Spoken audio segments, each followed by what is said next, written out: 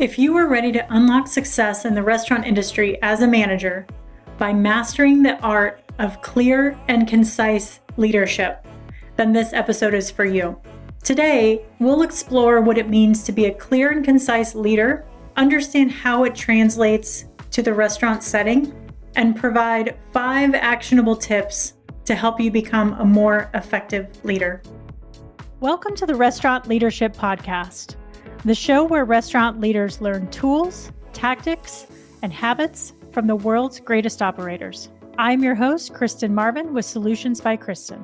I've spent the last 2 decades in the restaurant industry and now partner with restaurant owners to develop their leaders and scale their businesses through powerful one-on-one coaching, group coaching, and leadership workshops. This show is complete with episodes around coaching, leadership development, and interviews with powerful industry leaders. You can now engage with me on the show and share topics you'd like to hear about, leadership lessons you want to learn, and any feedback you have. Simply click the link at the top of the show notes and I will give you a shout out on a future episode. Thanks so much for listening, and I look forward to connecting. Running a restaurant is tough. Long hours, staffing challenges, rising costs. Sound familiar? What if I told you there's a smarter way to manage your kitchen, boost your staff's morale, and keep your operations running smoothly? Enter Restaurant Technologies, the ultimate solution for modern kitchen management. Here's how restaurant technologies can transform your business. 1. Solve labor challenges. They automate unpleasant tasks like manually handling used cooking oil. They keep your staff safe and happy while promoting a safer, more efficient kitchen. 2. Reduce operating costs. They help you save money by optimizing oil usage and eliminating third-party cleaning services with their auto mist technology. Some restaurants save up to $300 per month per location. 3, they help you ensure consistent food quality.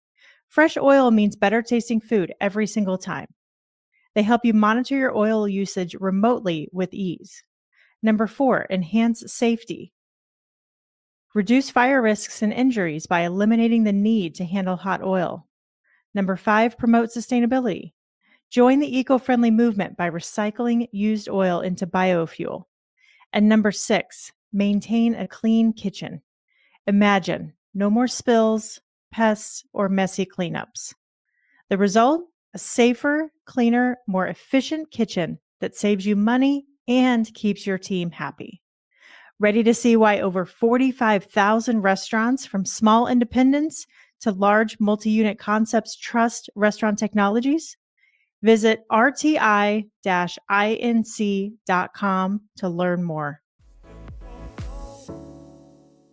I've been working with a client on their goal of how to show up as a more clear and concise restaurant leader in order to both manage up and be able to manage their team more effectively. In our journey, we've been able to uncover some roadblocks that have been getting in the way of them being able to communicate the way that they want to.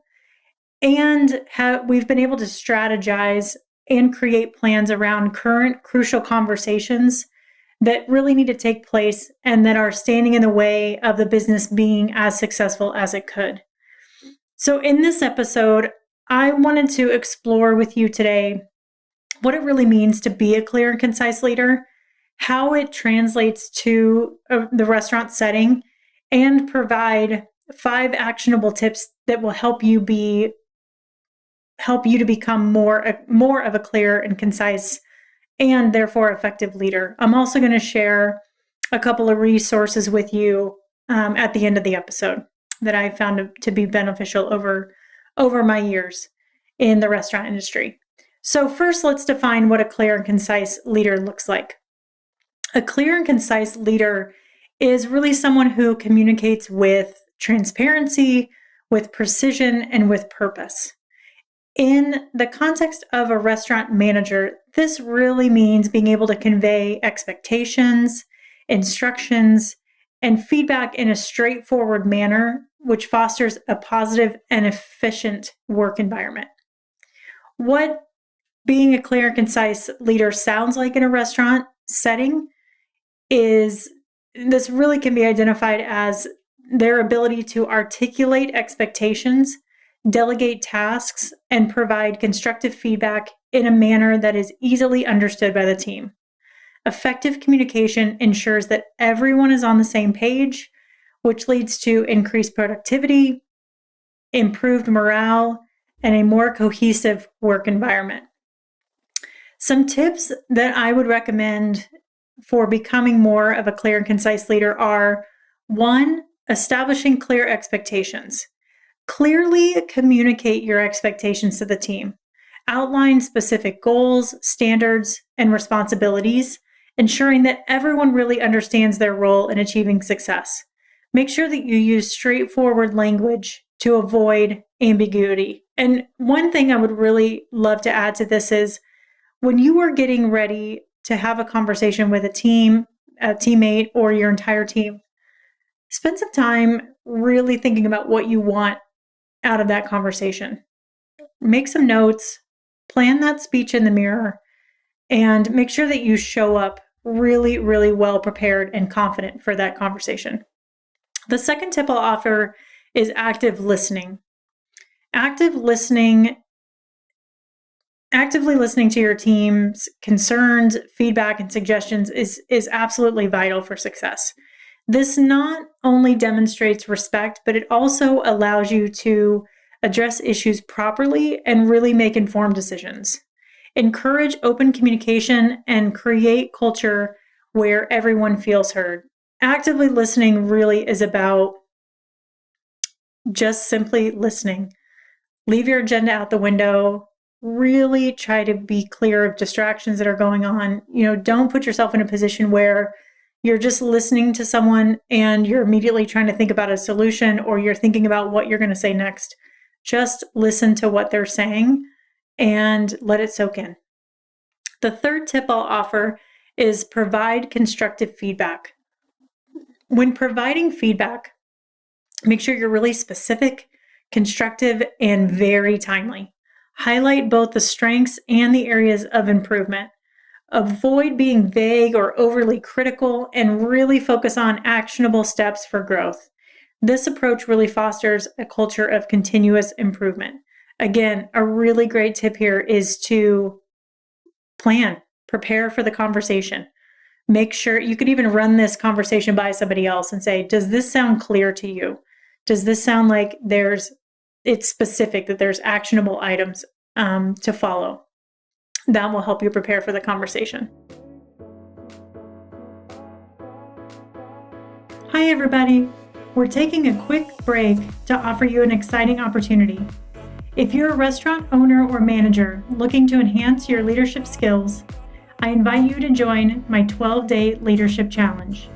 In just 12 days, you'll receive a guided packet with actionable strategies to transform your leadership in less than 5 minutes a day. Join the challenge and the community and grab your copy at kristenmarvin.com/12 days. Now let's get back to the show. The fourth tip I'll offer is to master the art of delegation. Delegate tasks effectively by assigning responsibilities based on the team member's strengths and their expertise. Clearly communicate the expectations, make sure that you include deadlines, and also tell them what you want the desired outcome to be, right? If you create a vision for them of what success is going to look like when you delegate something, they're going to clearly understand what success looks like and then be able to create a path in order to achieve that success. Empower them to take ownership of their role and promote a sense of accountability with them as well. Let them know that you trust them and that you are excited to see where they're going to go with this delegated task. And importantly as well, make sure that you're explaining the why behind what you're asking of them. This is a really strong way to ensure that the team is bought into what you're asking. The fifth tip is lead by example. So demonstrate the behavior and the work ethic that you really expect from the team. A clear and concise leader sets the standard throughout their actions, not just their words. By modeling professionalism, dedication, and a positive attitude, you can really inspire your team to follow suit. Some additional resources around this that I would provide for you would be one, a couple books, 1 Minute Manager, just a go-to oldie but goodie by Kenneth Blanchard and Spencer Johnson. Also, Leaders Eat Last by Simon Sinek is a really great read. And it works across, wonderful, like many different industries. The second resource I would offer is working with a coach. A coach can really help you enhance your self-awareness. Sometimes coaches just need to simply hold up a mirror for people and repeat back to them exactly what they're communicating and help them understand how they're showing up. And then again, really create a strong game plan to understand what clear and concise communication looks like, and then help clear those roadblocks out of the way. Working with my clients, we've done this quite a bit and really have been able to clearly identify some of these roadblocks and challenges that are not just about how do I say what I want to say, but we've run into things on a deeper level where there's some relationship issues or some tension or some lack of self-awareness on some of the team members' parts too that need to be clearly communicated before that leader can have the conversation that they really want to have and need to have. The third resource I would offer is networking events, attending industry conferences, seminars, networking groups to connect with experienced leaders, share some insights, and learn from successful professionals in the field. I always love even watching TED Talks and Masterclass. I love watching people's communication style, understanding how they're preparing, how they're clearly communicating, how they're getting their message across. I really take a lot of value from that. But I think also, industry groups like Eat Denver, restaurant associations, any panels that you can attend will really help you understand how to communicate and also maybe how not to communicate. If you find yourself listening to someone and you're getting lost in the messaging or they're long-winded, I think you can learn lessons from that as well. So to wrap this up, really becoming a clear and concise leader in the restaurant business is such a journey of continuous improvement. Communication is just one of the most challenging and important leadership skills out there. By establishing clear expectations, actively listening, providing constructive feedback, mastering delegation, and leading by example, you'll create a positive and effective work environment that not only benefits your team, but also helps you achieve your goals as a restaurant leader.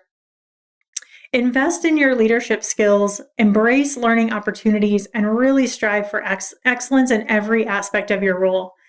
I'm going to challenge you to really get out of your comfort zone and get uncomfortable because this is where growth happens. I'm going to challenge you by asking you, if you're curious about this subject and think that you've got some room and opportunity to grow as a clear and concise leader, to ask someone on your leadership team simply how you can show up and be more of a clear and concise leader. And I'm going to ask you to just listen. Just listen to what they say. Don't respond. Don't offer any rebuttals or anything like that. Just simply thank them for sharing that. And I would recommend that you go home, you write that down somewhere so that you don't forget. Just sleep on it. Don't stress out about it. Get up the next day and just spend some time with those notes and really let it sink in. From there, once you have that feedback, you can kind of start a vision for yourself of how you want to show up, what you want your communication style to be, and then create a path from there on how you can develop that leadership skill. So I hope this episode was valuable for you. Again, thank you so much for listening. I really appreciate it. For more leadership tips, subscribe to my weekly newsletter at kristenmarvin.com/blog. Thanks, everybody. We'll talk to you next week.